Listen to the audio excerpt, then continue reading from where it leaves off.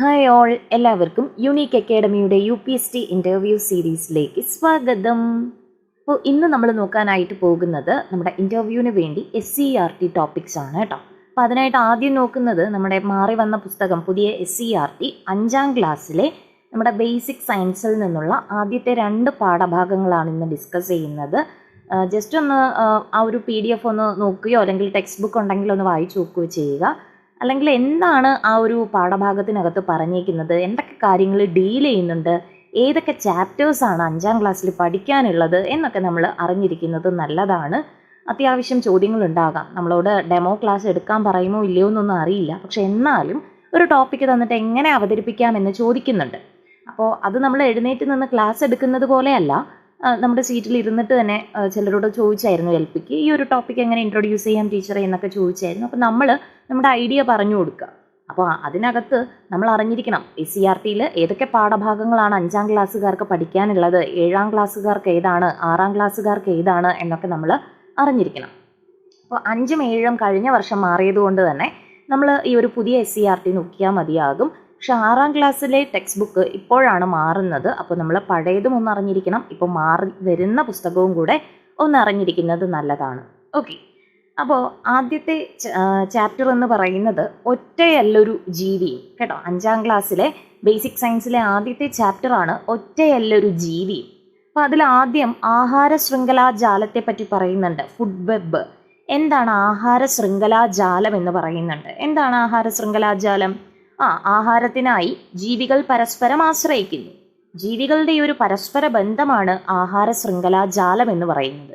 നമുക്കറിയാം അല്ലേ, അങ്ങോട്ടും ഇങ്ങോട്ടൊക്കെ ആരോ വരച്ച് നമ്മൾ കാണിച്ചിട്ടുണ്ട്. അപ്പോൾ നമ്മൾ ആരോ വരച്ച ആക്ഷനിൽ കാണിച്ചാൽ മതിയോ? അല്ല അല്ലേ, നമ്മളോട് ചോദിച്ചാൽ വ്യക്തമായി ഒരു മറുപടി കൊടുക്കണം, വേറൊന്നും പറയണ്ട. ആഹാരത്തിന് വേണ്ടിയിട്ട് ജീവികൾ പരസ്പരം അങ്ങോട്ടും ഇങ്ങോട്ടും ഒക്കെ ആശ്രയിക്കുന്നുണ്ട്. ഈ ജീവികളുടെ ഈ ഒരു പരസ്പര ബന്ധത്തെയാണ് നമ്മൾ ആഹാര ശൃംഖലാജാലം എന്ന് പറയുന്നത് എന്ന് പറയുക. ഓക്കെ, ആദ്യം നമുക്ക് എന്തൊക്കെ ടോപ്പിക്സ് ആണ് ഈ ഒരു ചാപ്റ്ററിൽ ഉള്ളതെന്ന് നോക്കാം. എന്നിട്ട് ഓരോ ടോപ്പിക്കും ജസ്റ്റ് എങ്ങനെ ഇൻട്രൊഡ്യൂസ് ചെയ്യാം എന്നുള്ള കാര്യവും കൂടെ നോക്കാം. അടുത്ത് പറയുന്നത് ആഹാര ശൃംഖല, ഫുഡ് ചെയിൻ എന്നാണ് പറയുന്നത്. ഫുഡ് ചെയിൻ അല്ലേ. അപ്പോൾ ഫുഡ് ചെയിൻ എന്ന് പറയുമ്പോൾ ഒരൊറ്റ ശ്രേണിയാണ്. നമ്മുടെ ആഹാര ശൃംഖലാജാലം ഫുഡ് വെബ് എന്ന് പറയുമ്പോൾ അങ്ങോട്ടും ഇങ്ങോട്ടും അല്ലേ, എന്താണ്, പുൽച്ചാടി തിന്നുന്നു, പുൽച്ചാടിയെ തവള തിന്നുന്നു, പിന്നെ ഈ പുൽച്ചാടിയെ തന്നെ പാമ്പ് തിന്നുന്നു, അങ്ങനെ അങ്ങോട്ടും ഇങ്ങോട്ടും ഒക്കെ വരുന്നതാണ് നമ്മുടെ ഫുഡ് വെബ്, ആഹാര ശൃംഖലാജാലം എന്ന് പറയുന്നത്. പക്ഷെ ആഹാര ശൃംഖല എന്ന് പറയുമ്പോൾ ഒറ്റ സ്ട്രക്ചറിൽ നമ്മൾ എഴുതുന്നു. എന്ത്? പുൽച്ചാടി കഴിക്കുന്നു, പുൽച്ചാടിയെ തവള കഴിക്കുന്നു, തവളയെ പാമ്പ് കഴിക്കുന്നു. ഇതിങ്ങനെ ഒറ്റ സ്ട്രെച്ചിന് എഴുതുന്നതാണ് നമ്മുടെ ആഹാര ശൃംഖല, ഫുഡ് ചെയിൻ എന്ന് പറയുന്നത്.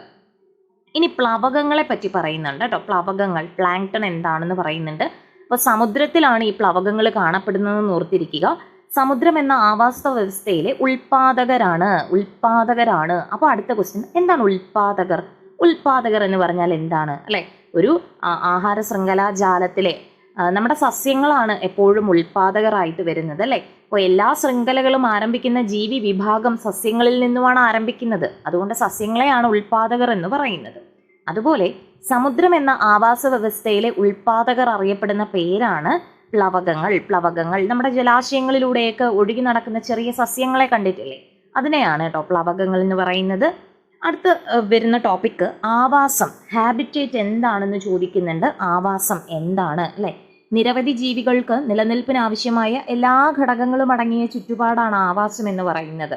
നിരവധി ജീവികൾക്ക് നിലനിൽപ്പിന് ആവശ്യമായ എല്ലാ ഘടകങ്ങളും അടങ്ങിയ ചുറ്റുപാടാണ് ആവാസം എന്ന് പറയുന്നത്. അപ്പോൾ നമ്മളത് പറഞ്ഞു കഴിഞ്ഞാൽ അടുത്ത ക്വസ്റ്റ്യൻ ആയിരിക്കും, ഒരു ആവാസത്തിന് ഉദാഹരണം പറയാമോ എന്ന് ചോദിക്കാം.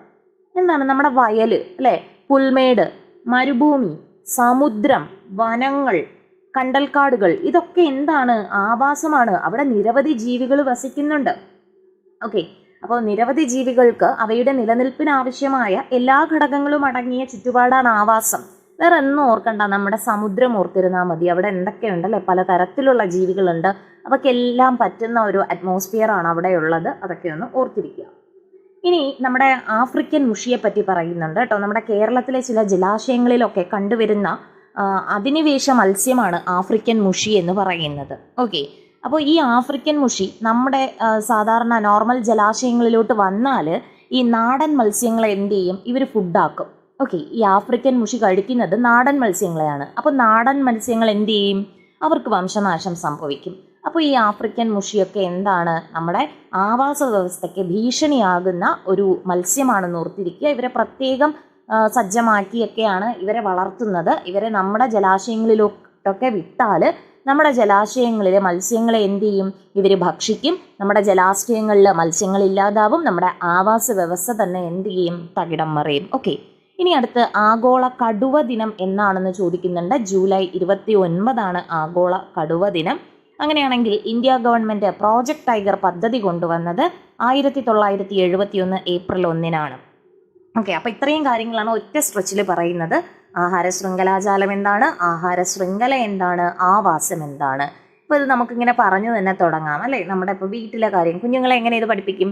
വീട്ടിൽ കോഴികളൊക്കെ ഉണ്ടാവുമല്ലോ, കോഴികളൊക്കെ ഉണ്ടാവും. കോഴി എന്താണ് ഭക്ഷിക്കുന്നത്? അതുപോലെ കോഴിയെ ആരാണ് കഴിക്കുന്നത്? ഇപ്പോൾ ഈ കോഴി എന്താണ് കുറുക്കനൊക്കെ പിടിച്ചുകൊണ്ട് പോയി എന്ന് കുട്ടികൾ പറയത്തില്ലേ. അപ്പോൾ ഇങ്ങനെയൊക്കെ അവർക്ക് മനസ്സിലാകുന്ന അവരുടെ ലോക്കലായിട്ടുള്ള ഏരിയസിൽ നിന്നുള്ള എക്സാമ്പിളുകൾ എടുത്തുകൊണ്ട് തന്നെ നമുക്കിത് എന്ത് ചെയ്യാൻ പറ്റും, ഇത് സ്റ്റാർട്ട് ചെയ്യാനായിട്ട് പറ്റുന്നതാണ്. അതുപോലെ തന്നെ നമ്മുടെ വീടുകളിലൊക്കെ ചെറിയ ചെറിയ പ്രാണികൾ വന്നിരിക്കും. അപ്പോൾ ഈ പ്രാണികളെ പല്ലികളൊക്കെ ഭക്ഷിക്കും.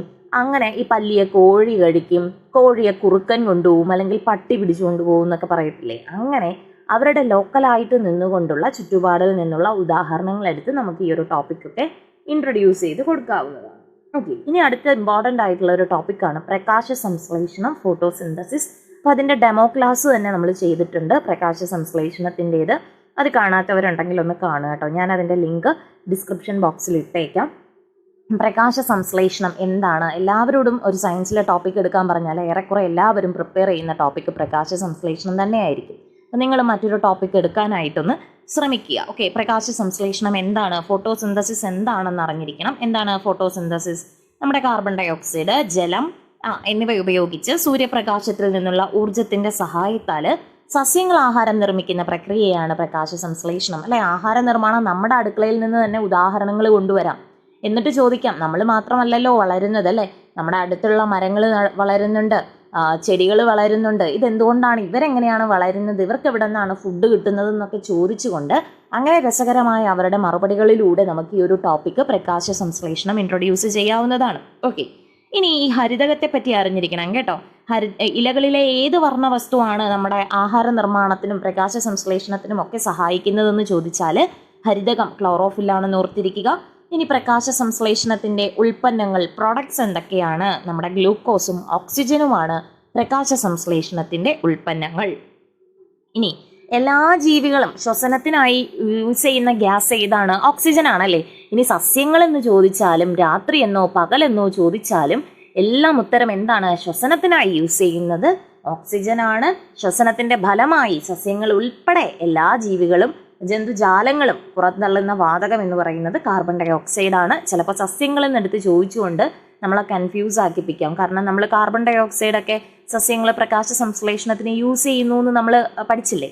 അപ്പം അതൊക്കെ ഇട്ട് നമ്മളെ കൺഫ്യൂസ് ആക്കിപ്പിക്കാനായിട്ട് അങ്ങനെ ചോദിക്കാം. അങ്ങനെയല്ല, രാത്രിയെന്നോ പകലെന്നോ ഇല്ല, എല്ലാ ജീവികളും സസ്യങ്ങൾ ഉൾപ്പെടെ എല്ലാ ജീവികളും ശ്വസനത്തിനായി യൂസ് ചെയ്യുന്നത് ഓക്സിജനും ശ്വസനഫലമായി എല്ലാ ജീവികളും സസ്യങ്ങൾ ഉൾപ്പെടെ എല്ലാ ജീവികളും പുറന്തള്ളുന്നത് എന്താണ്? നമ്മുടെ കാർബൺ ഡൈ ഓക്സൈഡുമാണെന്ന് ഓർത്തിരിക്കുക. അങ്ങനെ പ്രകാശ സംശ്ലേഷണത്തിനായിട്ട് നമ്മുടെ സസ്യങ്ങൾ പ്രയോജനപ്പെടുത്തുന്ന വാതകം ഏതാണ്? അത് കാർബൺ ഡൈ ഓക്സൈഡാണ്. ഇനി ഹരിതകത്തിൻ്റെ നിറം പച്ച നിറമാണെന്നും കൂടെ ഓർത്തിരിക്കുക. അതുപോലെ തന്നെ വിവിധ വർണ്ണകങ്ങളും കൂടെ നമ്മൾ ഓർത്തിരിക്കേണ്ടതുണ്ട്. ചുവപ്പ് നിറം നൽകുന്നത് ഏതാണ്? ഓറഞ്ച് നിറം ഏതാണ്? മഞ്ഞ നിറം അല്ലെ.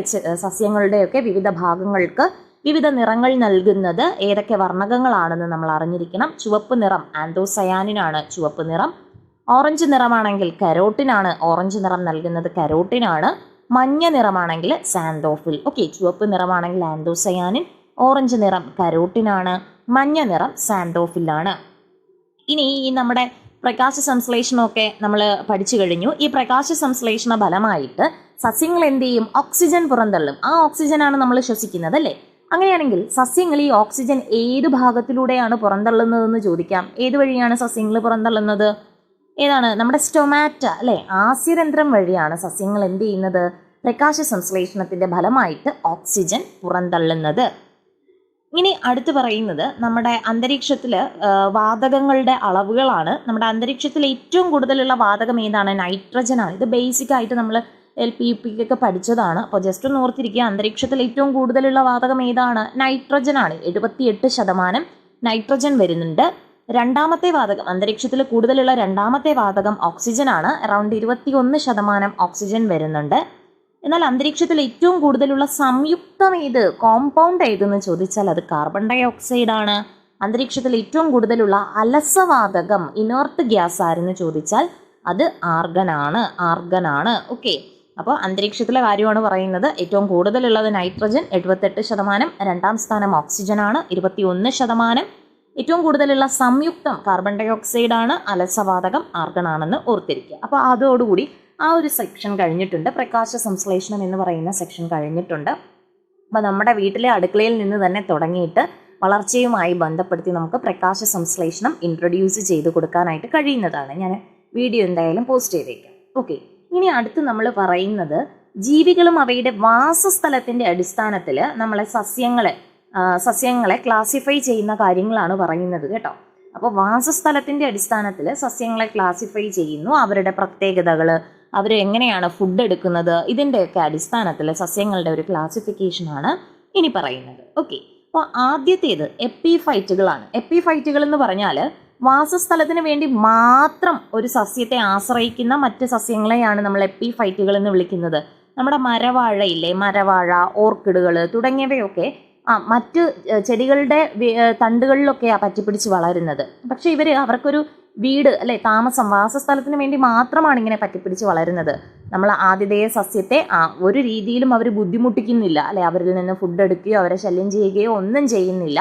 ജസ്റ്റ് എന്താണ്, ഒരു ആശ്രയം, ഒരു ഷെൽട്ടർ മാത്രമാണ് നമ്മുടെ എപ്പിഫൈറ്റുകൾ സ്വീകരിക്കുന്നത്. അപ്പോൾ അതിന് ഉദാഹരണവും കൂടെ ഓർത്തിരിക്കുക, ഓർക്കിഡുകളും മരവാഴയും ഒക്കെയാണ്. ഓക്കെ, ഇനി നമ്മുടെ അർദ്ധപരാതങ്ങൾ, സെമി പാരസൈറ്റ്സ്, അർദ്ധപരാതങ്ങൾ ഇവരെന്ത് ചെയ്യുന്നു എന്ന് പറഞ്ഞാൽ നമ്മുടെ ആതിഥേയ സസ്യത്തിൻ്റെ തണ്ടുകളിലൊക്കെയാണ് വളരുന്നത്. ഇവർ ആതിഥേയ സസ്യത്തിൽ നിന്നും ജലവും ലവണവും വലിച്ചെടുക്കും.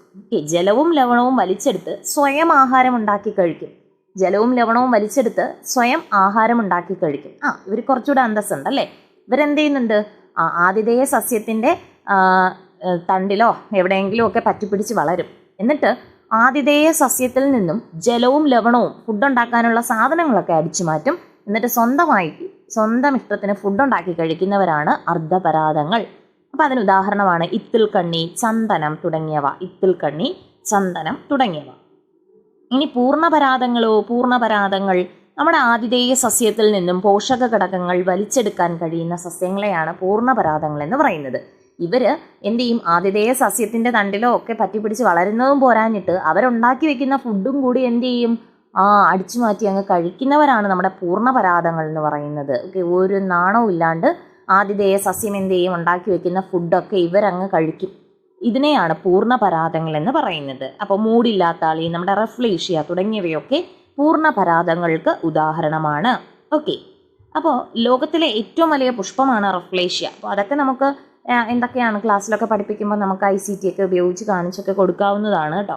അപ്പോൾ ഇങ്ങനെ സസ്യങ്ങളുടെ ആ ഒരു ക്ലാസിഫിക്കേഷൻ, എപ്പിഫൈറ്റ്, അർദ്ധപരാതങ്ങൾ, പൂർണ്ണപരാതങ്ങൾ. Okay, epiphytes, semi parasite, total parasite എന്താണെന്ന് കുട്ടികൾക്ക് രസകരമായി പറഞ്ഞു കൊടുക്കുക, അതിൻ്റെ ഉദാഹരണങ്ങളും കൂടെ പറഞ്ഞു കൊടുക്കുക. ഓക്കെ, അപ്പോൾ ഇത്രയും കാര്യങ്ങൾ ആ ഒരു ചാപ്റ്ററിൽ ഡീൽ ചെയ്യുന്നുണ്ട്.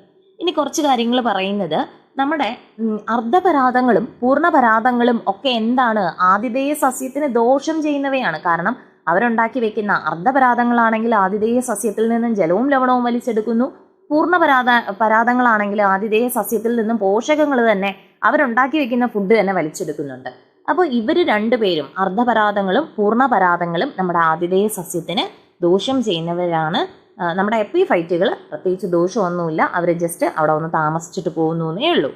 ഇനി ഈ ജീർണാവശിഷ്ടങ്ങളിൽ നിന്നും പോഷക ഘടകങ്ങൾ ആഗിരണം ചെയ്ത് വളരുന്ന സസ്യങ്ങളെയാണ് നമ്മൾ ശവോപജീവികൾ എന്ന് പറയുന്നത്. അവരെന്ത് ചെയ്യും, സാപ്രോഫൈറ്റ്സ് ആണ്. ജീർണാവശിഷ്ടങ്ങളിൽ നിന്നാണ് പോഷക ഘടകങ്ങളൊക്കെ ആഗിരണം ചെയ്ത് വളരുന്നത്.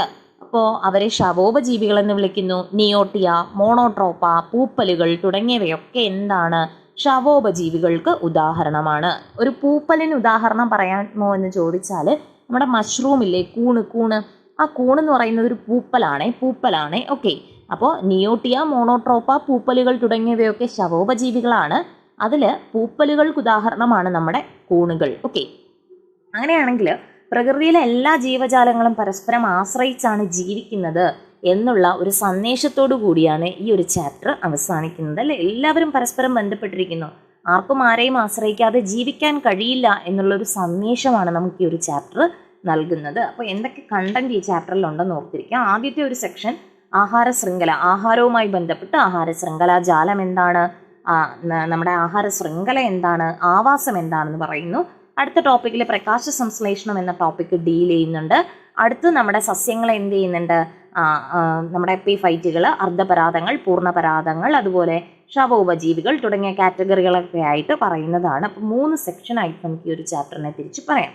അപ്പോൾ എന്താണ് ആ ചാപ്റ്ററിൻ്റെ പേരെന്ന് ഓർത്തിരിക്കുക. ഒറ്റയല്ലൊരു ജീവിയും. എല്ലാവരും പരസ്പരം കണക്റ്റഡ് ആണ് എന്നുള്ളൊരു സന്ദേശമല്ലേ ഇത് തരുന്നത്.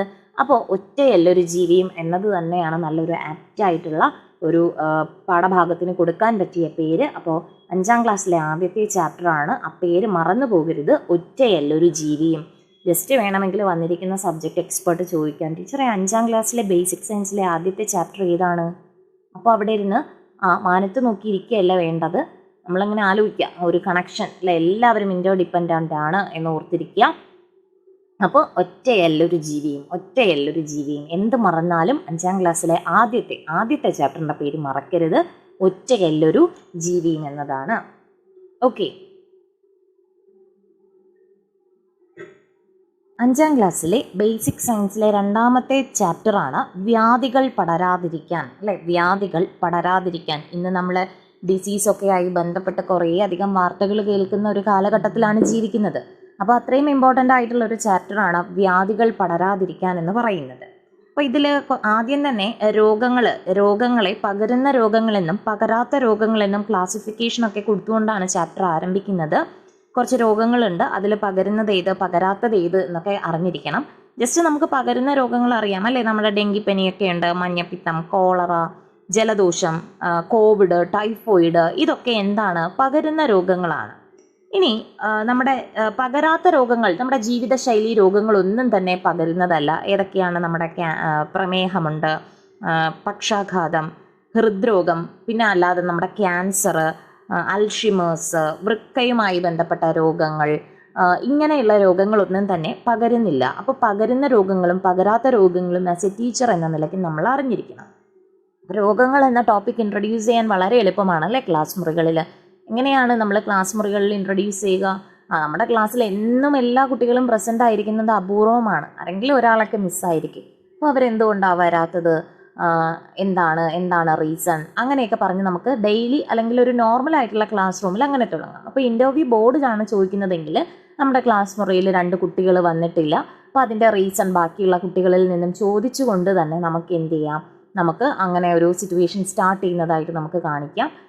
ഇപ്പോൾ വന്നില്ല, ഇന്നലെ ഒരാൾ വന്നില്ല, ഇന്ന് 2 പേരും വന്നിട്ടില്ല, എന്തുകൊണ്ടാണെന്ന് ചോദിക്കുക. അപ്പോൾ കുട്ടികൾ പറയും, ടീച്ചറെ മെനഞ്ഞാന്ന് മറ്റേ ആൾക്കായിരുന്നു പനി, പക്ഷേ ഇന്നലെ ആയപ്പോൾ അടുത്ത ആൾ കൂടി പനി വന്നു. അപ്പോൾ ടീച്ചർ ചോദിക്കാം, എന്തുകൊണ്ടാണ് ഇങ്ങനെ പനി, 2 പേർക്കും എങ്ങനെയാണ് പനി വന്നത്? അപ്പോൾ തൊട്ടടുത്തിരിക്കുന്ന ആൾ പറയുന്നതായിട്ട് നമുക്ക് പറയാം, എനിക്കും വയ്യ ടീച്ചറെ, പനിയുടെ ലക്ഷണമാണ്. അപ്പോൾ നമുക്കിങ്ങനെ ചോദിക്കാം, എന്തുകൊണ്ടാണ്, ഈ പനി ഒരു പകരുന്ന രോഗമാണോ, അങ്ങനെയൊക്കെ ചോദിച്ചുകൊണ്ട് നമുക്ക് ഇൻട്രൊഡ്യൂസ് ചെയ്യാം.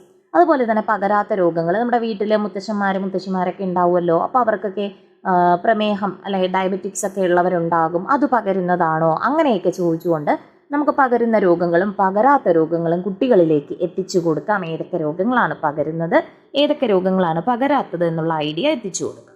ഇനി എന്താണ് പകർച്ചവ്യാധികളെന്ന് നമ്മൾ അറിഞ്ഞിരിക്കണം. കമ്മ്യൂണിക്കബിൾ ഡിസീസ്, അല്ലേ? ഒരാളിൽ നിന്നും മറ്റുള്ളവരിലേക്ക് പകരുന്ന രോഗങ്ങളാണ് പകർച്ചവ്യാധികൾ. ഓക്കെ, ഇനി മറ്റ് രാജ്യങ്ങളിലേക്കോ അല്ലെങ്കിൽ ഭൂഖണ്ഡങ്ങളിലേക്കോ വ്യാപിക്കുകയും നിരവധി ആളുകളെ വ്യാപിക്കുകയും ചെയ്യുന്ന പകർച്ചവ്യാധികളെ നമ്മൾ വിളിക്കുന്ന പേരാണ് മഹാമാരി, പാൻഡമിക്, അല്ലേ? പാൻഡമിക്, നമ്മുടെ കോവിഡ്-19 പാൻഡമിക്, കോവിഡ്-19 മഹാമാരി എന്ന് നമ്മൾ പറഞ്ഞിട്ടില്ലേ? അപ്പോൾ ഈ ഒരു കോവിഡ്-19 കേസ് ഒരു കുട്ടികൾക്ക് അറിയാമായിരിക്കും, ലോക്ക്ഡൗൺ ഒക്കെ ആയ കേസൊക്കെ അറിയാമായിരിക്കും. അപ്പോൾ എന്തുകൊണ്ടാണ് ഇത് മഹാമാരി എന്നതിനെ വിളിക്കുന്നത് അല്ലേ? മറ്റ് നമ്മൾ ഒരു രാജ്യത്ത് തന്നെ ഒതുങ്ങി നിൽക്കാതെ മറ്റു രാജ്യങ്ങളിലേക്കോ ഈവൻ ഭൂഖണ്ഡങ്ങളിലേക്ക് തന്നെ മാറി വന്ന ഒരു ഡിസീസാണ് COVID-19 എന്ന് പറയുന്നത്. അങ്ങനെ മറ്റു രാജ്യങ്ങളിലേക്കോ ഭൂഖണ്ഡങ്ങളിലേക്കോ വ്യാപിക്കുകയും നിരവധി ആളുകളെ ബാധിക്കുകയും ചെയ്ത പകർച്ചവ്യാധികളാണ് നമ്മുടെ മഹാമാരി എന്നറിയപ്പെടുന്നത്. അപ്പോൾ അതിനൊരു ഉദാഹരണം നമ്മുടെ COVID-19 ആണ്. അതുപോലെ വസൂരിയുണ്ട്, ക്ഷയം, പ്ലേഗ് തുടങ്ങിയവയൊക്കെ മഹാമാരികൾക്ക് ഉദാഹരണമാണ്. ഇനി നമ്മുടെ ശരീരത്തിലൊരു രോഗാണു പ്രവേശിച്ചു കഴിഞ്ഞാൽ രോഗലക്ഷണം കണ്ടു തുടങ്ങുന്നത് വരെയുള്ള ആ ഒരു കാലയളവിനെ നമ്മൾ പറയുന്ന പേരാണ് ഇൻക്യുബേഷൻ പീരീഡ്. നമ്മുടെ ശരീരത്തിലൊരു രോഗാണു പ്രവേശിച്ചു കഴിഞ്ഞു, നമുക്ക് രോഗലക്ഷണം പുറപ്പെടുവിക്കുന്നതിന് മുൻപ് വരെയുള്ള ആ ഒരു ഡ്യൂറേഷനെ നമ്മൾ വിളിക്കുന്ന പേരാണ് ഇൻക്യുബേഷൻ പീരീഡ് എന്ന് പറയുന്നത്. ഓക്കെ, ഇനി നമ്മുടെ പകർച്ചവ്യാധികൾക്ക് കാരണമായ സൂക്ഷ്മജീവികളെ നമ്മൾ വിളിക്കുന്ന പേരാണ് രോഗകാരി. പാത്തോജൻസ് എന്ന് വിളിക്കുന്നുണ്ട്. ബാക്ടീരിയ, ഫംഗസ്, വൈറസ് തുടങ്ങിയവയൊക്കെ രോഗകാരികൾക്ക് ഉദാഹരണമാണ്. ഇനി ഫംഗസിന് ഉദാഹരണം നമ്മൾ പഠിച്ചു വെക്കണം. ഫംഗസിന് ഉദാഹരണം ടെക്സ്റ്റ് ബുക്കിൽ തന്നെ പറയുന്നുണ്ട്. നമ്മുടെ റൊട്ടിപ്പൂപ്പൽ അല്ലെ, ബ്രെഡൊക്കെ വാങ്ങുമ്പോൾ പൂപ്പൽ ഉണ്ടാവാറില്ലേ, ആ റൊട്ടിപ്പൂപ്പൽ, നമ്മുടെ കരിമ്പൻ, തുണികളിലൊക്കെ വരുന്ന കരിമ്പൻ, കൂണ് തുടങ്ങിയവയൊക്കെ എന്താണ്? ഫംഗസുകൾക്ക് ഉദാഹരണമാണെന്ന് പഠിച്ചു വെക്കുക. ഓക്കെ ആണല്ലോ? ഓക്കെ, അപ്പോൾ ഏതൊക്കെയാണ് നമ്മുടെ റൊട്ടിപ്പൂപ്പല്, കരിമ്പൻ, കൂണ് തുടങ്ങിയവയൊക്കെ എന്താണ്? ഫംഗസുകൾക്ക് ഉദാഹരണമാണ്. ഫംഗസുകൾക്ക് ഉദാഹരണമാണ്. ഇനി രോഗങ്ങളും അവയ്ക്ക് കാരണമാകുന്ന കുറച്ച് ഫംഗസുകളും തന്നിട്ടുണ്ട്. ജസ്റ്റ് ഒന്ന് ഓർത്തിരിക്കുക. കാൻഡിഡിയാസിസ് അല്ലെ, കാൻഡിഡിയാസിസ് എന്ന് പറയുന്ന രോഗത്തിന് കാരണമാകുന്ന ഫംഗസ് ആണ് കാൻഡിഡ ആൽബിക്കൻസ് കേട്ടോ. Candida albicans. റിംഗ് വേമിന് കാരണമാകുന്നത് മൈക്രോസ്പോറമാണ്.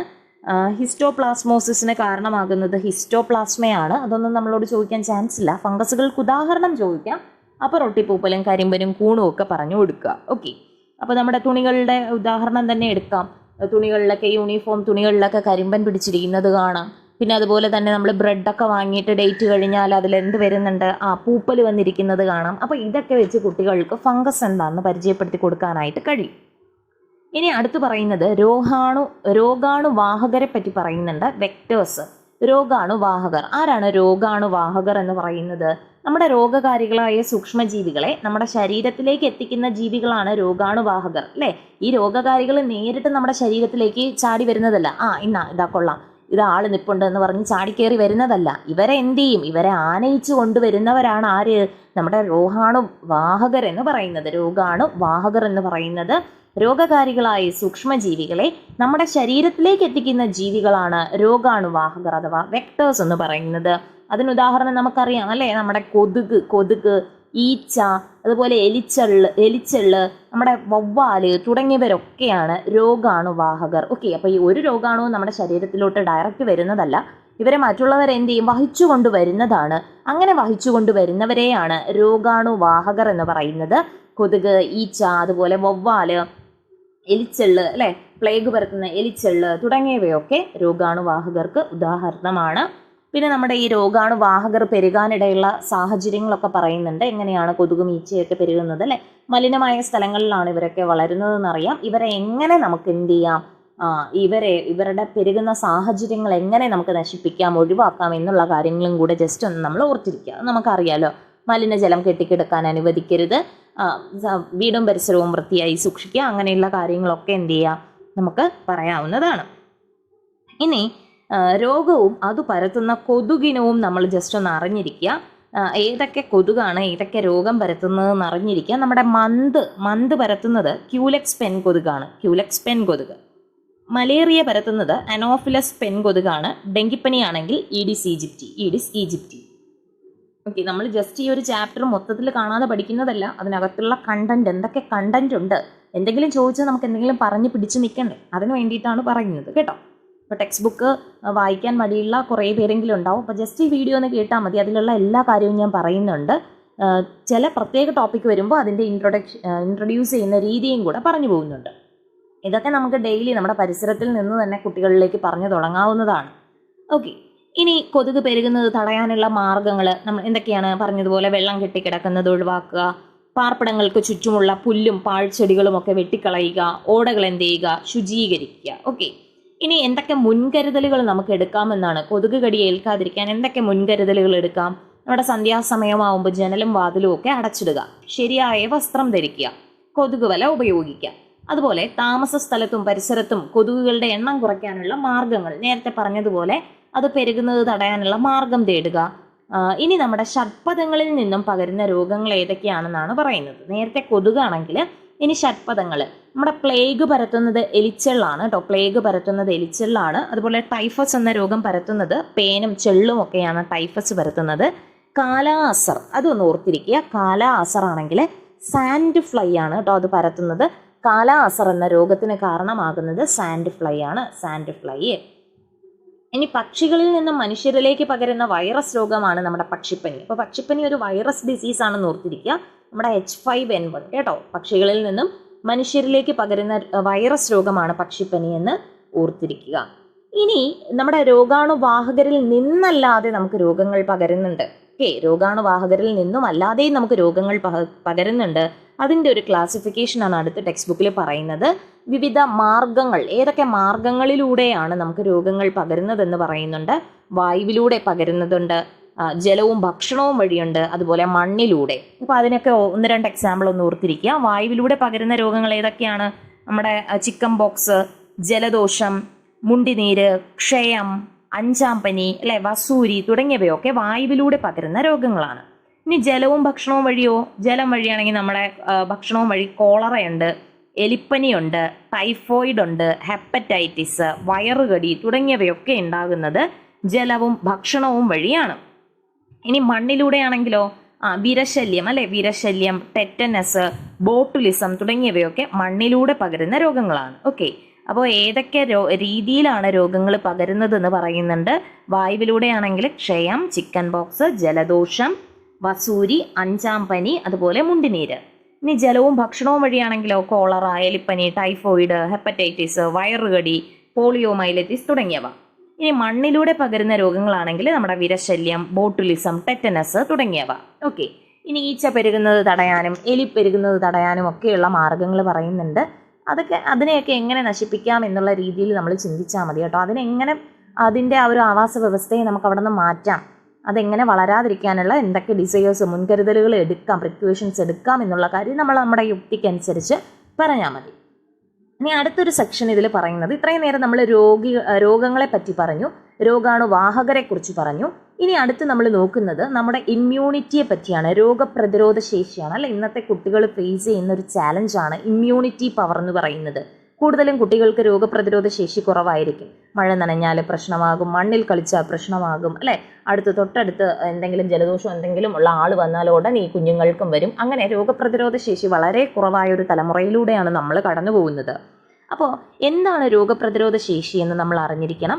നമ്മുടെ രോഗാണുക്കളുടെ പ്രവേശനം തടയാനും ശരീരത്തിനകത്ത് പ്രവേശിച്ച രോഗാണുക്കളെ നശിപ്പിക്കാനുമുള്ള നമ്മുടെ ശരീരത്തിൻ്റെ കഴിവാണ് രോഗപ്രതിരോധ ശേഷി, ഇമ്മ്യൂണിറ്റി എന്ന് പറയുന്നത്. ഈ ഒരു ഇമ്മ്യൂണിറ്റിയെ നമുക്ക് രണ്ടായി തിരിക്കാം: സ്വാഭാവിക പ്രതിരോധ ശേഷിയും ആർജിത പ്രതിരോധ ശേഷിയും. പേര് പോലെ തന്നെയാണ്. സ്വാഭാവിക പ്രതിരോധ ശേഷി എന്ന് പറയുന്നത് നാച്ചുറൽ ഇമ്മ്യൂണിറ്റിയാണ്, അല്ലെ, നമ്മുടെ ശരീരത്തിന് തന്നെ ഈ രോഗാണുക്കളെ പ്രതിരോധിക്കാനുള്ള കഴിവാണ് നാച്ചുറൽ ഇമ്മ്യൂണിറ്റി എന്ന് പറയുന്നത്.